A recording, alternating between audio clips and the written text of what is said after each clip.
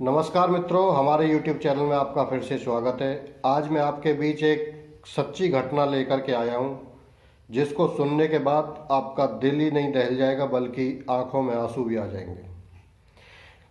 सच्ची घटना है उत्तर प्रदेश के ललितपुर थाने की, जहां पर एक लड़की अपनी मां के साथ दोपहर के टाइम चौकी में जाती है और 2-3 पेज का एक लेटर लिख के लेके जाती है चौकी इंचार्ज के पास।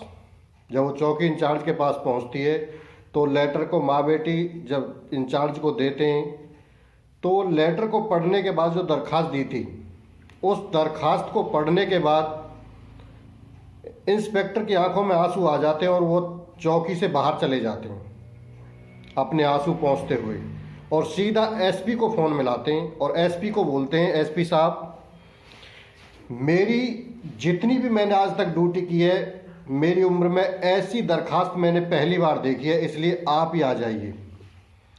एसपी साहब पूछते हैं चौकी इंचार्ज से कि आखिर ऐसा है क्या, ऐसा कौन सा केस है जिसके लिए तुम मुझे सीधा बुला रहे हो और आप बता भी नहीं रहे हो फ़ोन पे। इस पर चौकी इंचार्ज एसपी साहब को बोलते, जनाब दरखास्त में क्या लिखा है मैं यह भी नहीं बता सकता आपको, आप स्वयं आइए और दरखास्त को देखिए। मेरी इतनी हिम्मत नहीं है कि मैं आपको इसमें क्या लिखा हुआ है बता सकूं। इतना सुनना था कि एसपी साहब समझ गए कि कोई गंभीर समस्या है और सीधी गाड़ी उठाई और सीधी थाने पहुंच जाते हैं चौकी में। वहाँ देखते हैं तो एक माँ बेटी दोनों बैठी हुई थी। जो लड़की थी वो लगभग 17 वर्ष की थी, नाबालिग लड़की थी, अपनी माँ के साथ बैठी थी। और जो मेज पर एक चिट्ठी रखी थी जिसको लिख के लाई थी माँ बेटी दोनों, उसको देखते हैं और वो चिट्ठी को ना देख करके उस लड़की से बोलते, बेटा मैं तुम्हारे मुंह से सुनना चाहता हूँ, क्या बात है। तो लड़की जो बताती है वो बहुत हैरान करने वाली बात थी, दिल दहलाने वाली बात थी। क्या बताती है वो लड़की, एसपी साहब को रोने लगी एसपी साहब के सामने और कहती है, साहब मैं जब 6ठी क्लास में पढ़ती थी तब मेरे पापा ने मुझे एक दिन मोबाइल में ऐसी फिल्म दिखाई, ऐसी वीडियो दिखाई जो एक सभ्य समाज और एक अच्छा इंसान अकेले में भी नहीं देखेगा। मेरे पापा ने मेरे सामने वो वीडियो देखी और मेरे पापा ने, जब मैंने मना किया देखने के लिए, जब मैं वहाँ से चल दी तो मेरे पापा ने मुझे ज़बरदस्ती धमकाया और मुझे वहाँ बिठाया और वो वीडियो दिखाई। और मेरे पापा मुझसे बोले कि तुम्हें भी ये सब देखना पड़ेगा मेरे साथ।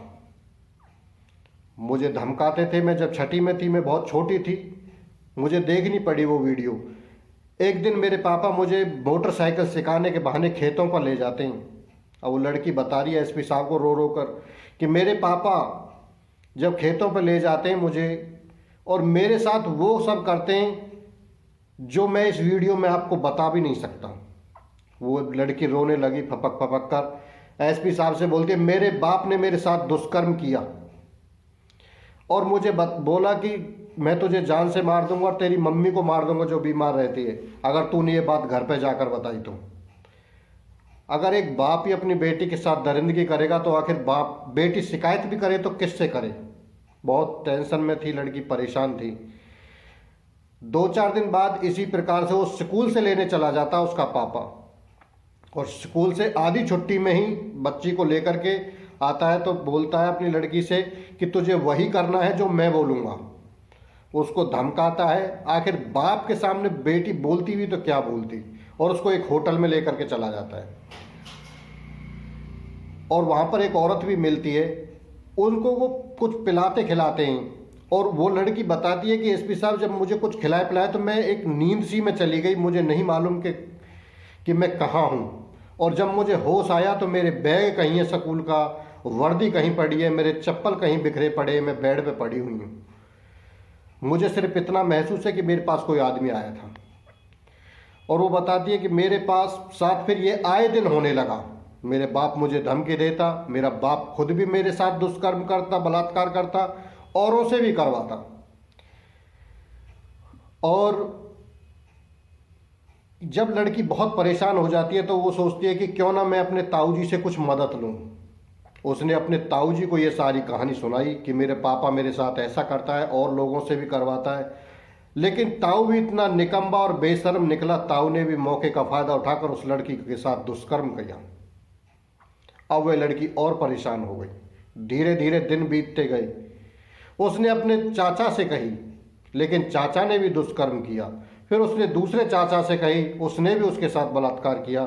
तीसरे चाचा से कही, तीसरे चाचा ने भी बलात्कार किया। अब वह लड़की इस स्थिति में नहीं थी कि वो किसी को कुछ भी बता पाए।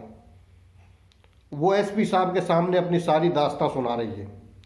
उसने हार के ये कहानी अपने भाई को सुनाई। शायद उसने सोचा कि मेरा भाई कुछ मेरी मदद करेगा, लेकिन भाई ने भी उसके साथ दुष्कर्म ही किया और उसकी कोई मदद नहीं की। अब लड़की फपक फपक कर रो रही है और अपनी माँ को एक दिन उसको महसूस हुआ, माँ को कि बेटी आखिर बात क्या है, तुम बहुत उदास रहती हो, बहुत परेशान रहती हो। तब बेटी ने माँ को ये सारी दास्तां सुनाई तो माँ के पैरों के तले जमीन खिसक गई। वह सीधे लेटर लिखवा करके एसपी साहब के सामने पेश हुई। अब जब एसपी साहब को ये लड़की ने सारी कहानी सुनाई तो उसमें एसपी साहब भले ही कितने बड़े अधिकारी हो, लेकिन थे तो इंसानी, उनकी भी आंखें भर आती हैं। उस जो दरखास्त में नाम थे, मैं उनके नाम बताता हूं आपको। राजेंद्र अग्रवाल, तिलक यादव, राजू यादव, महेंद्र यादव, अरविंद यादव, प्रमोद तिवारी, सोनू सामिया, राजेश जैन, महेंद्र दुबे, नीरज तिवारी, महेंद्र संघई, दीपक अग्रवाल, कमलकांत सेंघई, उसका ताऊ का लड़का, उसके 3 चाचा, पप्पू अग्रवाल, मुन्ना अग्रवाल, आकाश, मयंक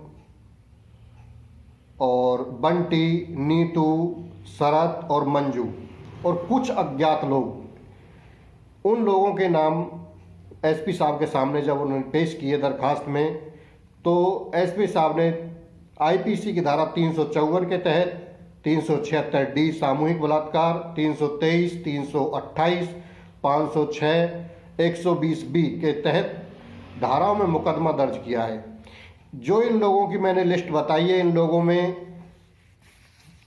बड़ी बड़ी जो पार्टी हैं, क्षेत्रीय पार्टी और राष्ट्रीय पार्टी है, उनके जो जिला अध्यक्ष हैं, नगर अध्यक्ष हैं, उन लोगों के नाम भी इसमें शामिल हैं। बहुत हैरान एसपी साहब बहुत अचंभे में रहे। बहुत संवेदनशील मामला है, इसलिए उसकी तह तक जा रहे हैं और उन सबको कड़ी से कड़ी सजा मिले, यही उम्मीद उन्होंने कोर्ट से की है। और ये सारा कुछ मामला मैंने आपके सामने सुनाया। ये सब घटना सुनाने का मेरा मकसद किसी का दिल दुखाना नहीं है, बल्कि एक सच्चाई जो घटना उत्तर प्रदेश में बीती उसको बताया है मैंने। और इस वीडियो को लाइक करें और ऐसी वीडियो और जानकारी प्राप्त करने के लिए हमारे चैनल को सब्सक्राइब करें। धन्यवाद।